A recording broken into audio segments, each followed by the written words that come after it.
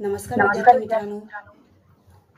विद्यार्थी मित्रांनो, कोविड-19च्या या सद्यस्थितीत आपल्या शाळा बंद असल्या तरी आपले शिक्षण चालूच आहे आणि त्याच अनुषंगाने बृहन्मुंबई महानगरपालिका शिक्षण विभाग व्हर्च्युअल ट्रेनिंग सेंटरच्या माध्यमातून व्हिडिओ थ्रू आपण आज भेटणार आहोत। मी निलिमा कदम, आपली व्हर्च्युअल शिक्षिका। आजचा विषय आपण बघणार आहोत 7वी सामान्य विज्ञान, पेशी रचना व सूक्ष्मजीव, cell structure and micro organisms.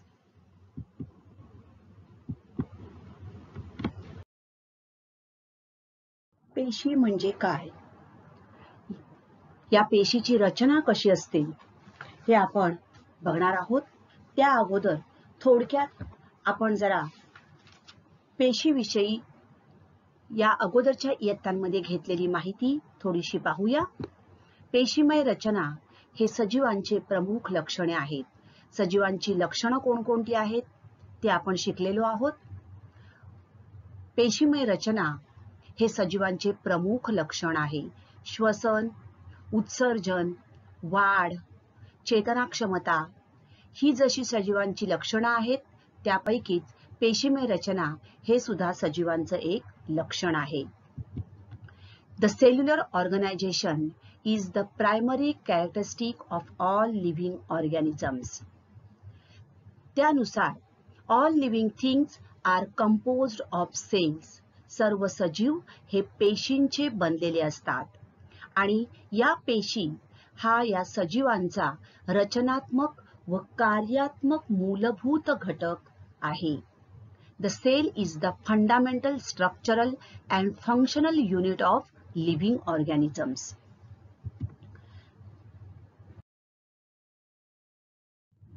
त्याचबरोबर सेल पेशी म्हणजे काय? A cell is defined as the smallest basic unit of life that is responsible for all of life's processes.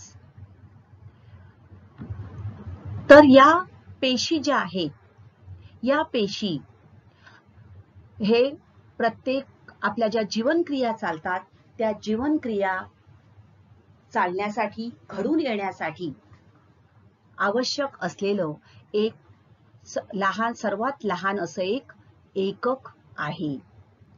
आणि या पेशी जेव्हा एकत्र येतात तेव्हा समान कार्य करणाऱ्या पेशींचा समूह तयार होतो आणि त्या समूहालाच आपण ऊती असे म्हणतो। The tissues are groups of cells that have a similar structure and which act together to perform a specific function.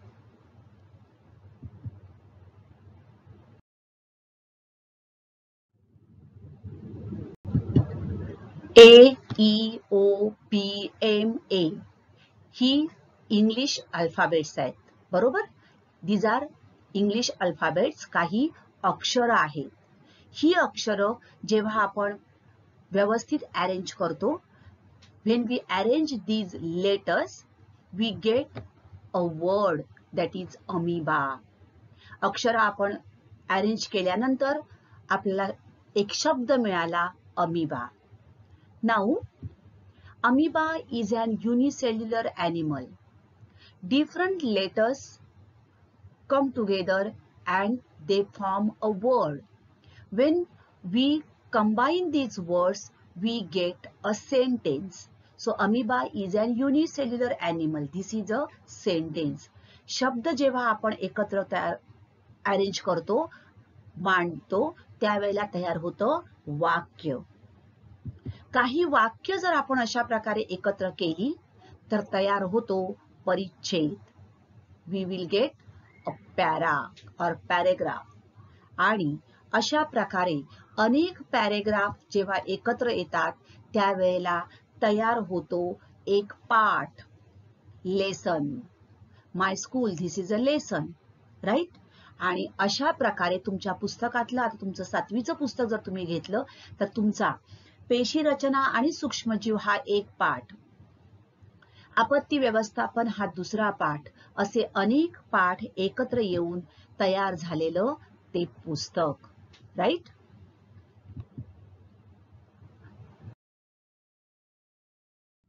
तर विद्यार्थी मित्रांनो, letters, word, sentences, paragraph, chapters and books.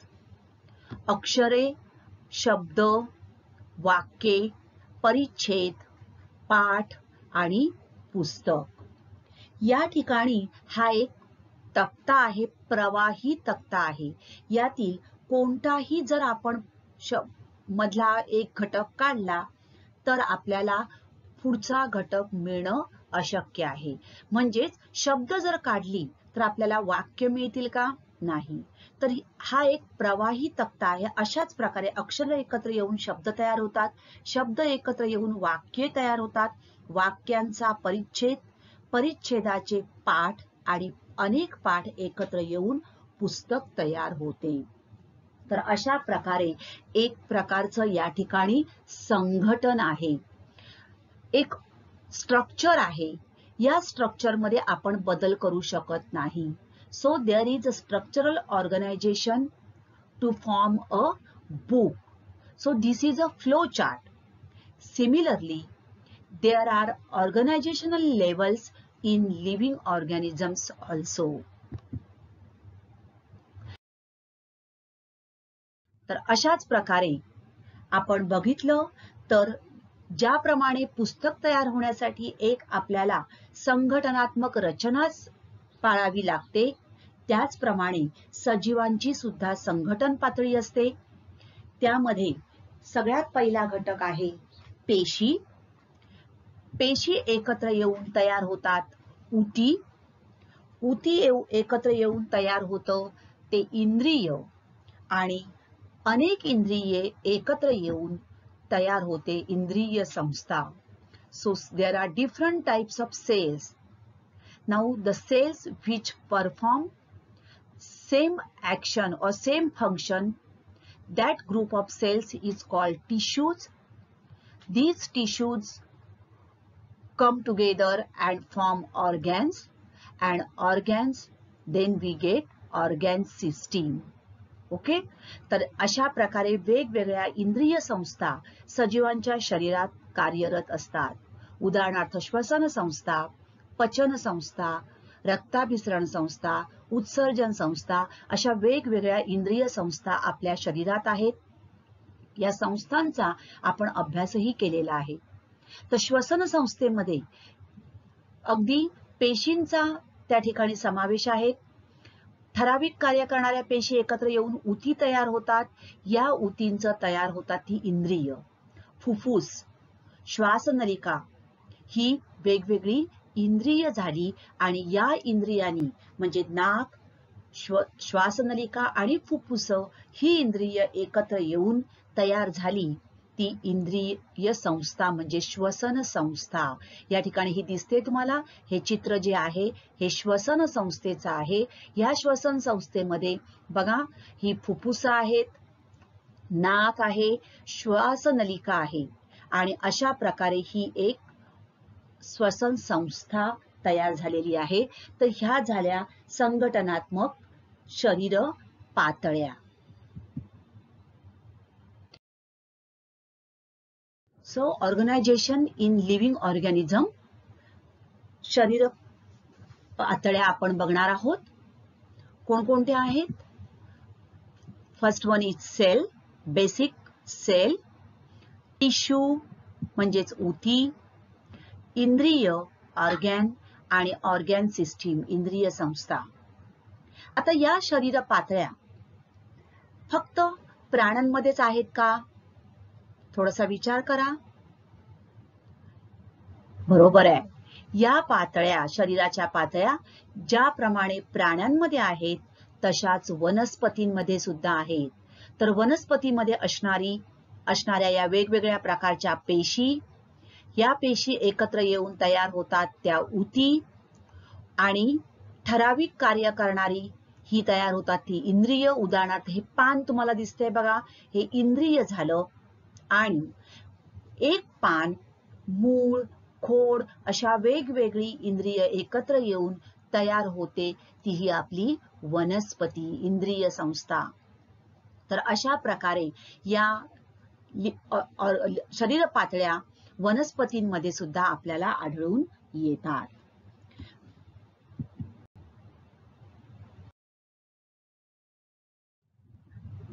तर या वनस्पती किंवा प्राणीमध्ये असणाऱ्या पेशी सजीवांचं एक रचनात्मक व कार्यात्मक असा हा मूलभूत घटक. मग ह्याचा शोध कोणी लावला थोडंसं आपण माहिती करून घेऊया. या चित्रात तुम्हाला दिसत आहेत ते आहेत रॉबर्ट हुक. तर पेशींचा शोध रॉबर्ट हुक या इंग्लिश शास्त्रज्ञाने इसवी सन 1665 मध्ये लावला.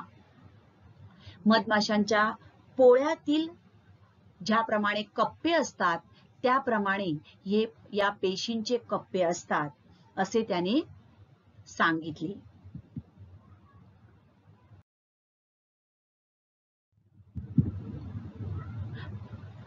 या पेशी ज्या आहेत या पेशी पाहण्यासाठी आपल्याला नुसत्या डोळ्यांनी या दिसू शकत नाहीत आणि त्यासाठी आपल्याला एक मायक्रोस्कोप म्हणजे सूक्ष्मदर्शक हे उपकरण लागतं आणि या उपकरणाचा शोध पेशींचा अभ्यास करायचा आहे.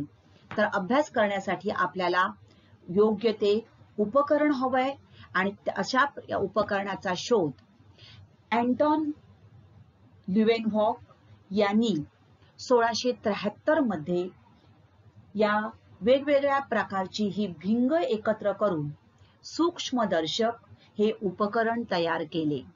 So in 1673, Anton van Leeuwenhoek assembled various lenses to construct a microscope. Microscope म्हणजे काय? सूक्ष्मदर्शक.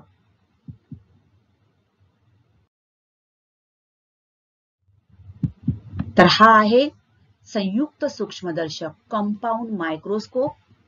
इसवी सन 1673 मध्ये अँटॉन व्हॅन लिवेनहॉक यांनी हे उपकरण तयार केले आणि ज्या डोळ्यांनी आपण काही गोष्टी पाहू शकत नाही अशा या पेशी किंवा तत्सम जे अगदी खूप सूक्ष्म असे पदार्थ आहेत त्यांचा अभ्यास करण्यासाठी या संयुक्त सूक्ष्मदर्शकाचा उपयोग केला जातो. तर या पेशी ज्या आहेत या अत्यंत सूक्ष्म असतात, नुसत्या डोळ्यांनी त्या आपल्याला दिसत नाहीत.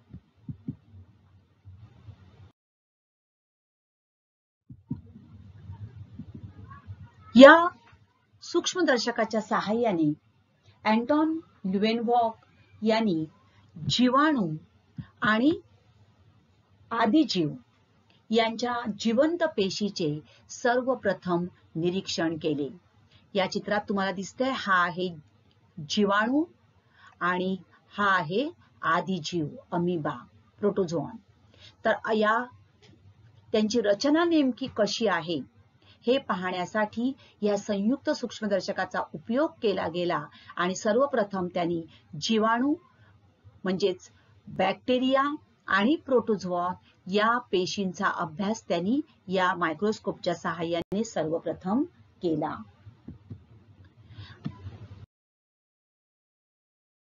The compound microscope is used for observing cells. तर हा आहे कंपाऊंड मायक्रोस्कोप. अशी वेगवेगळ्या प्रकारची भिंग त्यामध्ये असतात आणि त्याच्या सहाय्याने अगदी सूक्ष्म अशा ज्या पेशी आहेत त्या आपण त्यांचं आकारमान वाढवून आपण मोठ्या करून बघू शकतो, त्यांचा अभ्यास करू शकतो.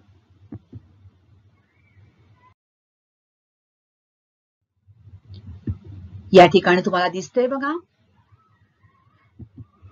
या वेगवेगळ्या तुम्हाला ज्या काही चित्र दिसतायत तर ही सूक्ष्मदर्शकाच्या सहाय्याने घेतलेली ही चित्र आहेत. बघा या ठिकाणी हे जे चित्र तुम्हाला दिसतंय हा आहे अमिबा. काय आहे? अमिबा. आणि अमिबा काय खातो आहे बघा? पॅरामेशियम खातोय. तर हा आपल्याला नुसत्या डोळ्यांनी दिसू शकणार नाही. या आहेत स्पायरोगायरा शैवालातल्या पेशी. तर हा आहे पॅरामेशियम. आणि या ठिकाणी ह्या तुम्हाला दिसत आहेत white blood cells attacking bacteria. आपल्या शरीरामध्ये एखादा जीवाणू शिरतो, बॅक्टेरिया येतो, त्यावेळेला त्याच्यावर हल्ला करणाऱ्या आपल्या रक्तातील या पांढऱ्या पेशी. तर हे सगळं आपल्याला केवळ आणि केवळ संयुक्त सूक्ष्मदर्शकाच्या सहाय्यानेच बघणं शक्य होतं. We can observe this amoeba और this white blood cells or Spirogyra cells with the help of compound microscope only.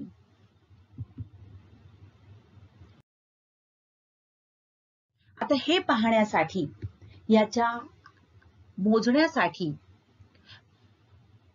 Micrometre आणि नॅनोमीटर या एककांचा वापर केला जातो. हा आहे मायक्रोमीटर. अगदी सूक्ष्म मापन घेण्यासाठी या मायक्रोमीटरचा आणि नॅनोमीटरचा एकक वापरलं जातं. So to measure these cells, micrometer and nanometer, these are the units used for measuring the size of the cells. या ठिकाणी तुम्हाला दिल्यात बघा वेगवेगळ्या प्रत्येक प्रकारच्या पेशीची साईज, त्यांचा आकार किती आहे तो मायक्रोमीटर आणि नॅनोमीटर मध्ये मोजला जातो. तो या ठिकाणी आपल्याला या तक्त्यात दिलेला आहे.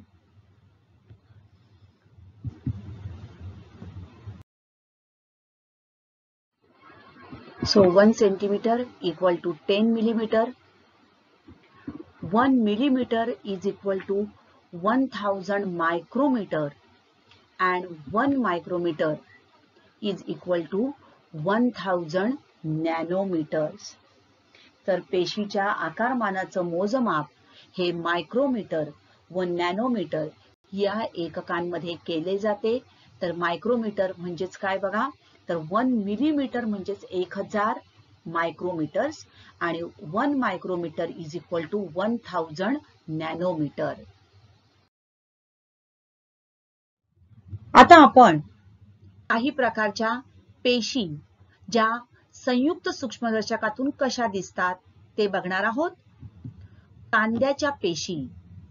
कांद्याची जी साल आहे त्या सालीचा आतला पापुद्रा आपण जर घेतला आणि तो जर आपण अशा प्रकारे मायक्रोस्कोप खाली बघितला तर आपल्याला अशा प्रकारे कांद्याच्या पेशी दिसून येतात. तर कांद्याचा पापुद्रा जर आपण अशा प्रकारे एखाद्या स्लाइडवर ठेवला आणि त्यावर आयोडीनचं द्रावण टाकलं तर आयोडीनच्या रंगामुळे आपल्याला या जांभळ्या दिसतायत आणि त्याच्यामध्ये असणारं न्यूक्लियस म्हणजेच केंद्रक हे जे दिसतंय हे आपल्याला स्पष्टपणे दिसून येतं. तर अशाच प्रकारे आपण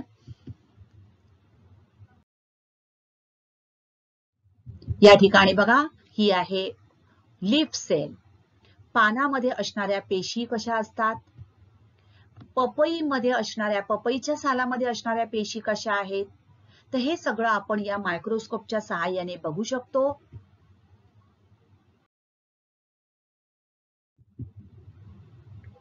त्याचप्रमाणे सूक्ष्म जीव जे आहेत, अमिबा हा सूक्ष्म जीव आहे. हा अमिबा प्रत्यक्षात कसा आहे ते सुद्धा आपल्याला या मायक्रोस्कोपच्या सहाय्याने पाहता येतं. नुसत्या डोळ्यांनी आपण अमिबा बघू शकत नाही आणि ज्या वेळेला आपण तो मायक्रोस्कोप खाली बघतो त्यावेळेला त्याचं हे चित्र किंवा त्याचे वेगवेगळे जे भाग आहेत त्याच्या शरीराचे, त्याची पेशी. आता अमिबा हा एकपेशीय सजीव आहे, पण या एका पेशीमध्ये वेगवेगळे घटक कोणकोणते आहेत ते आपल्याला या मायक्रोस्कोपच्या सहाय्याने बघता येतं. पॅरामेशियम हा पण एकपेशीय सजीव आहे.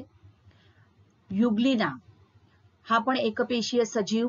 तर ह्या सजीवांचं निरीक्षण या कंपाऊंड मायक्रोस्कोपच्या संयुक्त सूक्ष्मदर्शकाच्या सहाय्याने केल्यानंतर आपल्याला या एकपेशीय सजीवामध्ये असणाऱ्या वेगवेगळ्या पेशींचे घटक जे आहेत ते स्पष्टपणे दिसून येतात.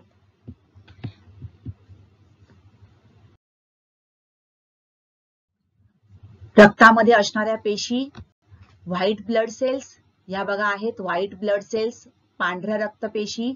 रेड ब्लड सेल्स या ज्या दिसत आहेत बघा, या सगळ्या these are RBC, red blood cells, and these are the platelets. हे जे दिसते, these are the platelets. So in our blood there are 3 types of cells, that is RBC, red blood cells, WBC, white blood cells, and platelets. So if we observe the drop of our blood through this compound microscope, we can observe these RBC, WBC, and platelets.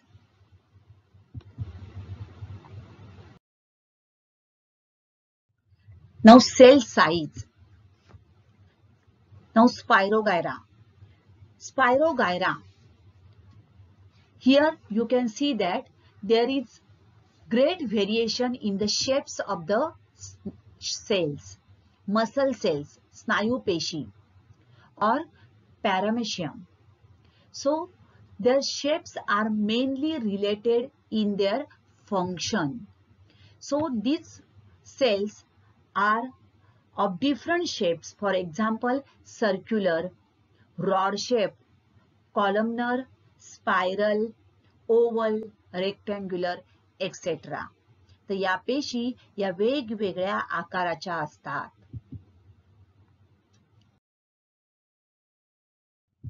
Let's have a look. See, these are the white blood cells. These are red blood cells. बघा, लाल पेशी, रक्तपेशी, तांबड्या पेशींचा आकार कसा आहे आणि पांढऱ्या पेशींचा आकार कसा आहे.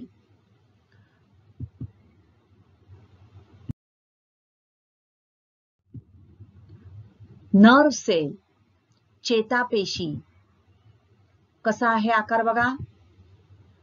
अस्थिपेशी, बोन सेल्स, आपल्या हाडामध्ये असणाऱ्या पेशी, त्यांचा आकार. म्हणजेच आपल्याला या पेशी निरीक्षण केल्यानंतर लक्षात येतं की या पेशींचे आकार जे आहेत यामध्ये आपल्याला खूप विविधता आढळून येते.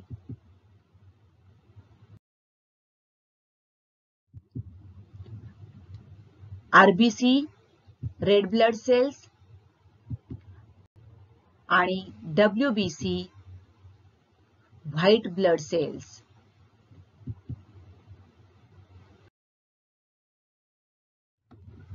दिस इज द ब्लड व्हेसल. तर अशा प्रकारे आपण जर निरीक्षण केलं तर आपल्या लक्षात येईल बघा, ब्लड व्हेसलला ही रक्तवाहिनी आहे आणि त्यामध्ये असणाऱ्या या पांढऱ्या पेशी, प्लाझ्मा, या आहेत रेड ब्लड सेल्स, लाल रक्तपेशी, आणि हे आहेत प्लेटलेट्स. तर अशा प्रकारे आपल्याला संयुक्त सूक्ष्मदर्शकाच्या सहाय्याने या पेशींचा अभ्यास करता येतो आणि या पेशींच्या आकारामध्ये असणारी विविधता ती आपल्याला बघता येते. आता या सजीवांच्या जीवनक्रिया घडून येण्यासाठी पेशींची आवश्यकता असते.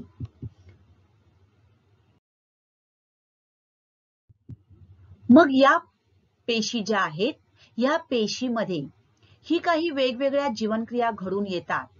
ते घडवून आणणारे विविध घटक अस्तित्वात असतात आणि या घटकांनाच पेशी अंगके म्हणतात. They are called as cell organelles. पेशी अंगके.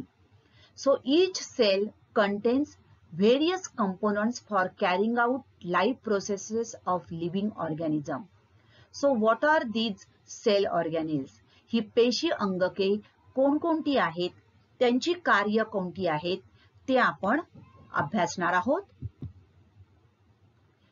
हे आहे 3D पिक्चर बघा, दिसते तुम्हाला. या ठिकाणी ही एक पेशी आहे आणि या पेशीमध्ये असणारी ही विविध अंगक. हे एक अंगक आहे, ही अंगक हे बघा, ही वेगवेगळी अंगक आहेत.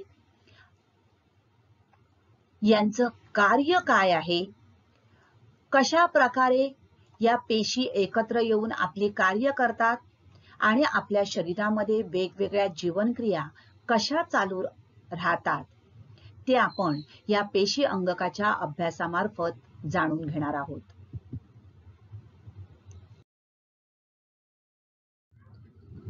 तर ही जी पेशी अंगक आहेत या पेशी अंगकांचा अभ्यास आपण करणार आहोत. पण फक्त संयुक्त सूक्ष्मदर्शकाच्या सहाय्याने आपल्याला त्यांचा पूर्णपणे अभ्यास करता येईल का? याचं उत्तर नाही असं आहे. हो, नाही. कारण जसजसं विज्ञानाने अनेक शोध लावले तसतशा या पेशी अंगकाचा अजून सूक्ष्म अभ्यास करण्यासाठी इलेक्ट्रॉन सूक्ष्मदर्शकाचा वापर केला गेला. तर इलेक्ट्रॉन सूक्ष्मदर्शक म्हणजे काय? या ठिकाणी तुम्हाला चित्र दिसतंय बघा, हे आहे इलेक्ट्रॉन सूक्ष्मदर्शक. तर इलेक्ट्रॉन सूक्ष्मदर्शकाच्या सहाय्याने आपण या पेशी अंगकांचा सविस्तरपणे अभ्यास करू शकतो. We can study in detail with the help of this electron microscope. Because with this electron microscope, we can magnify the image up to 2 billion times to their actual size. मूळच्या प्रतिमेपेक्षा जवळजवळ 2 अब्ज पटापर्यंत मोठी प्रतिमा आपण या इलेक्ट्रॉन सूक्ष्मदर्शकाच्या सहाय्याने मिळवू शकतो आणि या पेशींचा अत्यंत बारकाईने अभ्यास करणं शक्य होतं. तो इलेक्ट्रॉन मायक्रोस्कोपच्या सहाय्याने आपल्याला 2 × 10⁹ पटपर्यंत म्हणजेच 2 अब्ज पटापर्यंत प्रतिमा मिळवता येते.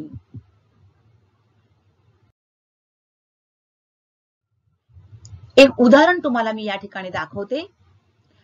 प्लांट सेल आणि ॲनिमल सेल, प्राणी पेशी आणि वनस्पती पेशी.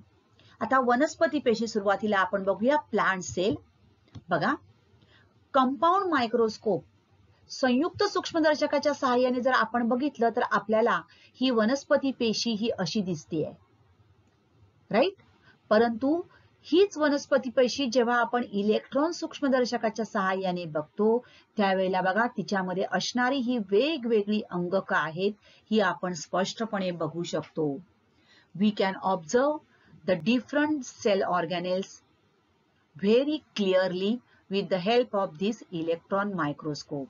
Similarly, in case of animal cell, have a look. See, with the help of compound microscope, and this is with the help of electron microscope.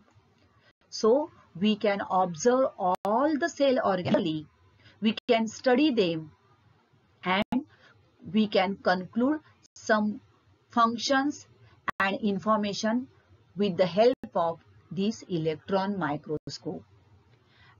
So therefore, the electron microscope is used for studying these tissues or these cells.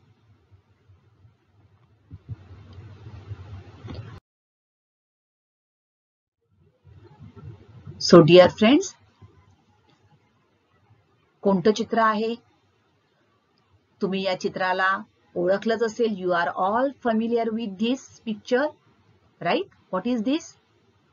Yes, absolutely right. This is nothing but coronavirus. Okay?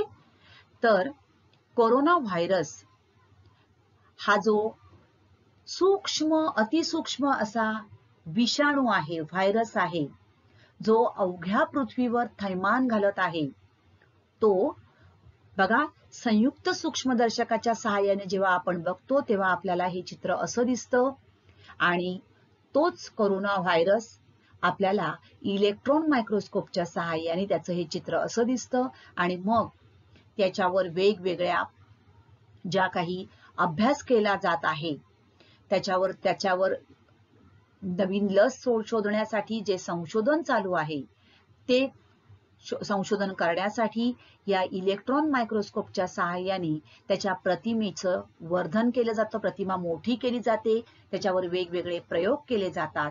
तर अशा प्रकारे electron मायक्रोस्कोपच्या सहाय्याने आपल्याला अतिसूक्ष्म घटक जे आहेत ते अशा क्लिअरली स्पष्टपणे बघणं शक्य होतं आणि त्याचा अभ्यास करता येतो.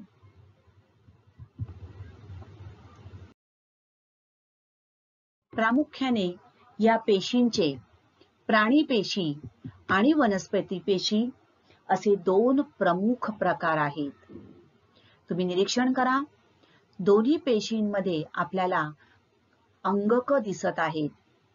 We can observe different cell organelles.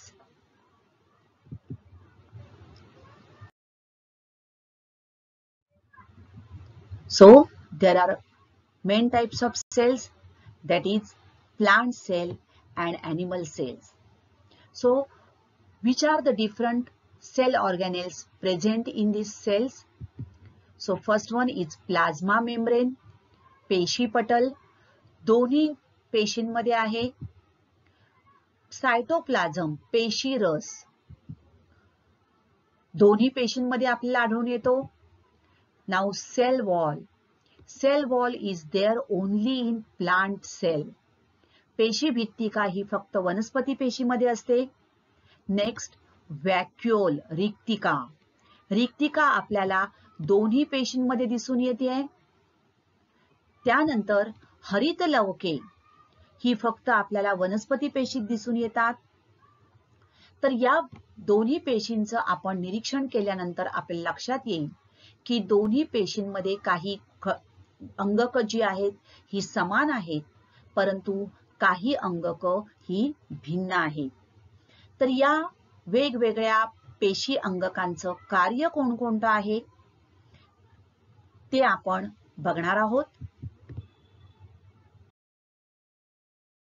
काय शिकलो? Just remember, have a look. The compound microscope is used for observing cells and the electron microscope is used to observe these cells, which can magnify the images up to 2 billion times to their actual size. Each cell contains various components for carrying out the life processes of the living organism, and these components are known as organelles. सजीवांच्या जीवनक्रिया घडून येण्यासाठी पेशीमध्ये जे विविध घटक असतात त्यांना पेशी अंगके असे म्हणतात. Cells are of many different shapes. For example, circular, rod shaped, columnar, spiral, oval, rectangular, etc. पेशी आपल्याला विविध आकाराच्या आढळून येतात. आणि there are two main types of cells, that is animal cells and plant cells. तर वनस्पती पेशी आणि प्राणी पेशी अशा दोन प्रकारच्या पेशी आढळून येतात.